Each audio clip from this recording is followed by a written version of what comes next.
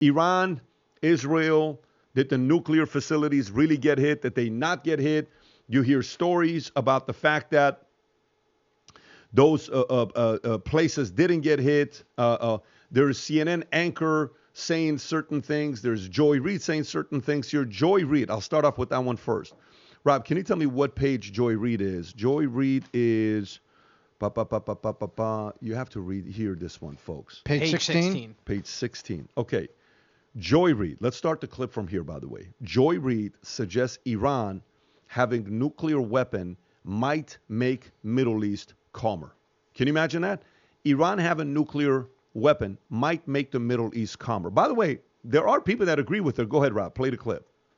What do you think we'll see first, World War III or nuclear war? I don't think we'll ever see nuclear war in our lifetime, but I do think we'll see a World War III. And the reason you won't see nuclear war in our lifetime is that everyone who would deem to threaten global annihilation has nukes. Mutually assured destruction. And I think what would, in a weird way, make the Middle East, you know how they say the most polite society in the country is Texas? Because everybody's packing? Everybody got guns. That's right. You know, maybe the Middle East would be calmer if there weren't just, I mean, what I spoke yesterday to a Navy veteran who used to fly those bombers that they used to drop the bunker, but the 3,000-pound bombs. And he was telling me, he said, don't get it twisted. This war is not about a real threat that Iran posed to anyone. They don't have nukes, and they didn't have nukes, and they weren't making nukes. This is about a geopolitical push, the same way it was when we went after Mossadegh.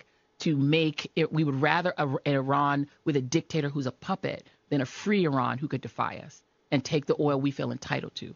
In this case, Israel wants to be the hegemon of the region. They want to be the United States, the big boy in the bloc, and have no competitors. And their biggest two potential competitors are Saudi Arabia and Iran. And so the idea here is to make them the unquestioned superpower. Right. So she thinks it'll be safer if Iran has a nuclear weapon. Now, this whole story that you're hearing about was prompted after reporters came out from CNN, I believe New York Times, that said U.S. strikes did not destroy Iran's nuclear program. White House rages after top secret doc is leaked as Israel and Iran claim victory. Rob, if you have this clip, go for it. Play this clip here. And the American public have ever seen. And that CNN story does not change the facts. There was a total and complete obliteration of Iran's nuclear facilities. And because of the president's strike, because of the precision of our United States military and this perfectly executed mission, Iran no longer has the capability to produce a nuclear weapon as imminently as they did prior to the strike. The American people and the world should be grateful for that. And it's disgusting that CNN and the New York Times are disparaging not just the president, but our brave men and women who helped conduct this highly successful operation. What kind of consequence could the leaker face? Walks up. Okay. Pete Hegseth then responds this morning. He does a press conference to address it and break down the fact that these facilities were hit. And here's what he had to say. Go for it, Rob. Fake news, CNN, MSNBC, or the New York Times, there's been fawning coverage of a preliminary assessment. I've had a chance to read it. Every outlet has breathlessly reported on a preliminary assessment from DIA. I'm looking at it right now. Again, it was preliminary, a day and a half after the actual strike, when it admits itself in writing that it requires weeks to accumulate the necessary data to make such an assessment. It's preliminary. It points out that it's not been coordinated with the intelligence community at all. There's low confidence in this particular report. It says in the report there are gaps in the information. It says in the report multiple linchpin assumptions are what this assessment, a linchpin assumption, you know what that is? That means your entire premise is predicated on a linchpin. If you're wrong, everything else is wrong. And yet, and still, this report acknowledges it's likely severe damage. Again, this is preliminary, but leaked because someone had an agenda to try to muddy the waters and make it look like this historic strike wasn't successful. I'm going to get to the chairman in a moment because he's going to lay out the particulars for you based on his professional military experience. But here's what other folks are saying. The DIA that put that report out says that this is a preliminary low confidence report and will continue to be refined as additional intelligence becomes available. How about the Israeli Atomic Energy Commission? The devastating U.S. strikes on Fordo destroyed the site's critical infrastructure and rendered the enrichment facility inoperable. Have any of these quotes made their way into the New York Times or the Washington Post? Nope. MSNBC? CNN? Any of these quotes? How about this one? This is a new one from the UN, the United Nations. No friend of the United States, or certainly Israel often. Here's the head of the UN Atomic Energy Agency this morning, Rafael Grossi. U.S. and Israeli strikes caused enormous damage to Iran's nuclear sites. Don't take my word for it. How about the IDF's chief of staff? I can say here that the assessment is that we significantly damaged the nuclear program, setting it back by years. I repeat, years. The Iranian foreign minister, the spokesman, our nuclear installations have been badly damaged, that's for sure. I'm sure that's an understatement. John Radcliffe, the director of the CIA, putting out a statement just last night. CIA can confirm that a body of credible intelligence indicates Iran's nuclear program has been severely damaged by recent targeted strikes. This includes new intelligence from a historically reliable, very different than preliminary assessment. You can pause it right there. Okay, Tom, he's given his argument to say that we did destroy the facilities. It's going to take them years to recover. Iran, I'm going to show an article from this morning. This is what President Trump had to say. Fake news CNN, together with the failing New York Times, have teamed up in an attempt to demean one of the most successful military strikes in history. The nuclear sites in Iran are completely destroyed. Both the Times and the CNN are getting slammed by the public. What do you think really happened? Do we really know whether massive damage was done or not? I think first of all, Hegsis wasn't giving his opinion. He was reading the opinion of multiple global leaders whose business is to be in the know and to make these statements and these observations, number one. Yep. And number two, you've got certainty coming from, the IDF. Okay, you could say the IDF is biased. Sure, it's be their business to spin it one way. But when Iran's foreign minister and others are talking about this, it seems to indicate that there was damage done, but everybody also agrees that it's going to take weeks of damage assessment to see. We have satellite photos. We're going to watch trucks. We're going to see what's going on there to see what is happening on the ground and the true ground response. All it takes is the satellite images, and you watch. Do supplies come and go? Do the workers come in and go out the way they were? How many of them? There's going to be all sorts of assessments. So it is correct that it is early to make the assessment, and it's also correct that Hegsis didn't go up there and just do some fawning denial. He called out the media for grabbing one little part of it, running with it because they want to make the president look bad, and then he starts quoting people around the world. That made me feel pretty reasonable about this. So if we got half the job done, or we got a quarter of the job done, you know what still is true? What's that? We flew planes into their airspace. They couldn't do shit about it, and we flew home unharmed. Was that the outcome, though? Was a mission accomplished? That's the question. That's what a lot of people are asking about, because this is what Khamenei had to say this morning. I don't think we know. Yeah. But there's a lot of people on the world stage that are saying that I totally get it. There's more chance that it I got did you, Tom. than This didn't. is what Khamenei is saying this morning. Iranian Supreme Leader crawls out of bunker to ludicrously claim victory over Israel. Tehran's delivered a hand slap to America's face. Go a little bit lower if you could, Rob. Okay, Iran's humiliator, Supreme Leader Ayatollah Khamenei came out of hiding Thursday to ludicrously claim victory over Israel, having delivered a hand slap to America's face during the first address since the total obliteration of his nuclear weapon facilities. Khamenei said he was victorious in the 12-day war, despite losing years of progress on his nuclear programs, including more of a dozen of his leading scientists being killed and obliteration of 3 nuclear enrichment sites. The Islamic Republic was victorious and in retaliation delivered a hand slap to America's face. Khamenei said Thursday, go a little bit lower, Rob. And the head of the Islamic regime has been hiding since Israel launched Operation Rising Lion on June 13, fearing an assassination attempt by the Jewish state. Israel had launched hundreds of missiles around Tehran, along with covert operation that destroyed a ground-to-air and ground-to-ground defense system.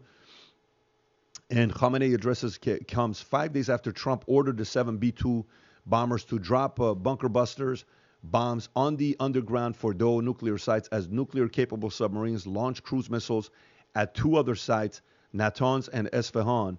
U.S. hit nuclear sites but could not achieve much, Khamenei said in televised speech before calling out Trump. U.S. President Trump needed to do showmanship. Okay, so now he's poking, go a little bit lower. Needed to do a little bit of showmanship, go a little bit lower. With all that commotion and all those claims, the Zionist regime was practically knocked out and crushed under the blows of the Islamic Republic.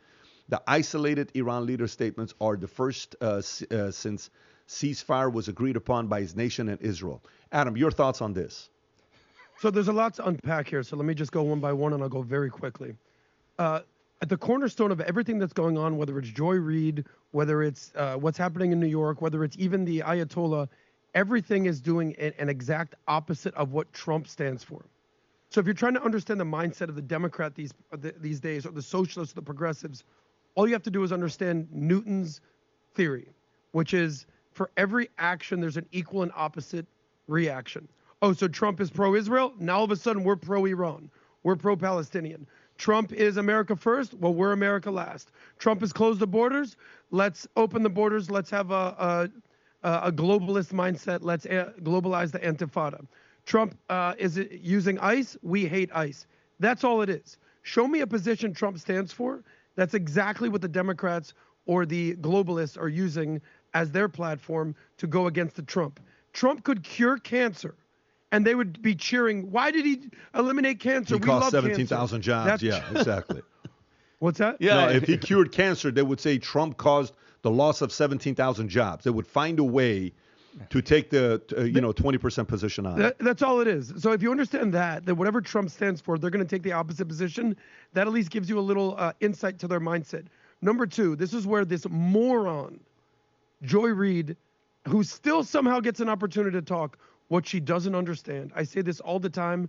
The Middle East is not the Midwest. She thinks in her peanut-sized brain with her blonde wig that she understands jihadist mentality. You don't. The Middle East is not the Midwest. You're basically living your life based on the premise that they have the exact same values and principles that we have in the West. They don't. They have jihadist tendencies and jihadist ideology. This is a clash of civilization and a clash of culture. Understand that. So when Trump is pro-Israel, of course, Joy Reid takes the pro-Iran position. And naturally, she starts deducing, well, yeah, maybe it'd be great if they had nuclear weapons. Really? Because that worked out really well in North Korea versus South Korea, right? Take a look at those images at night. So she's basically operating on the premise that they have the same mindset as us. No. Israel loves life. United States loves life. Jihadists worship death. In Judaism, if we're going to give cheers, like in Italian, what do you say if you're going to have a cheers? You're going to say, hey, what do you say? Salud. In Judaism, you say this. You say l'chaim, to life. Jihadists worship death. That's what you don't understand. The cornerstone of their mindset is martyrdom, jihad, paradise, 72 virgins, pay for slay, human shields.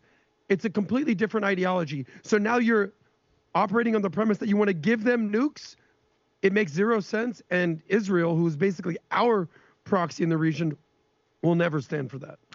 Vinny. Well, first, I want to say that the bigger problem with the whole situation is that there's still people inside the Trump administration, which I know is going to be there, that are still trying to undermine the administration. Okay, the deep state is still real. You have people inside that the FBI right now is investigating. They're going to try to find out who's leaking this information, which is inaccurate, and it's jumping the gun, no pun intended, because when they're saying, there's weeks, they still have to find out 4 weeks what's happening. Yes, we have reports that there was satellite imagery of a bunch of trucks, Tommy, coming up, possibly taking out uranium, which one thing I'm going to criticize is like the heads up, Pat, the warning, the Trump, the tweeting, the everything. If you give an enemy such a heads up like that, they're going to take shit out of the ground. They're going to move out of there.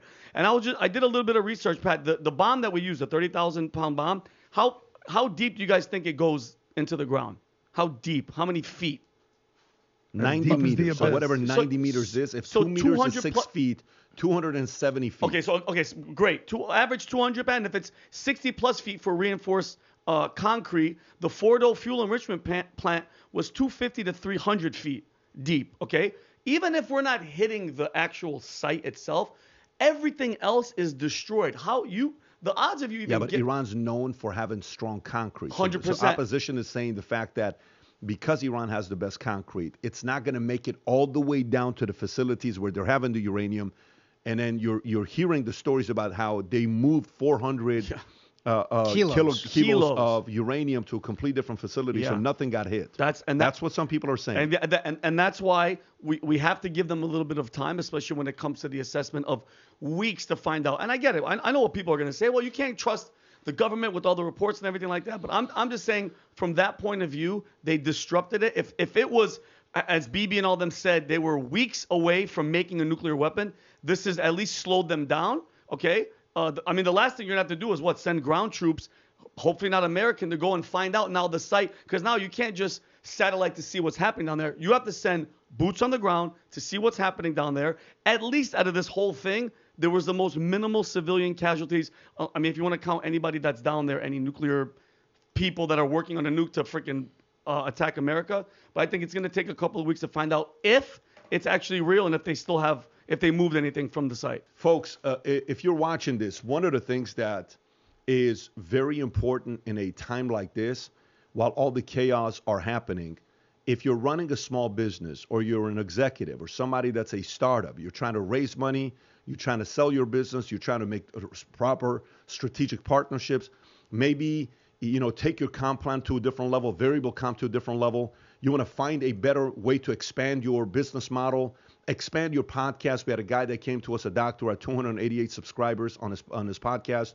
Within 90 days, I think he's at 160,000 subscribers right now. We spent an entire day with him at our consulting firm. The one thing most people don't know about is the fact that we engage with about 10,000 people worldwide in 60 plus countries at Bet David Consulting. If you're a small business owner, we have this 5x5 program that we go through, 5 challenges you face at 5 different phases of your business. We've been talking about this now for 3 years. If you want to get this 5x5 brochure that we have, go to betdavid.com, betdavid.com, my last name, betdavid.com. All the way at the bottom, if you want to engage with one of our consultants, whether it's myself, Tom, or someone else, or find out about our events, go to betdavid.com, fill out the information all the way at the bottom, put your phone number in, put your email in. One of our guys will get a hold of you. We'll talk to you about what we have to offer here and share with you the PDF of the 5 challenges every founder faces at 5 different phases of their business. So again, go to betdavid.com. This is all free. There's an 18-minute video that breaks down the challenges as well for you to watch, specific to those of you that are running businesses, executives that want to take your business to the next level and find strategies to excel during these chaotic times. Don't do it alone. If there's anything I would tell you is don't do it alone during these seasons. If you enjoyed this video, you want to watch more videos like this, click here. And if you want to watch the entire podcast, click here.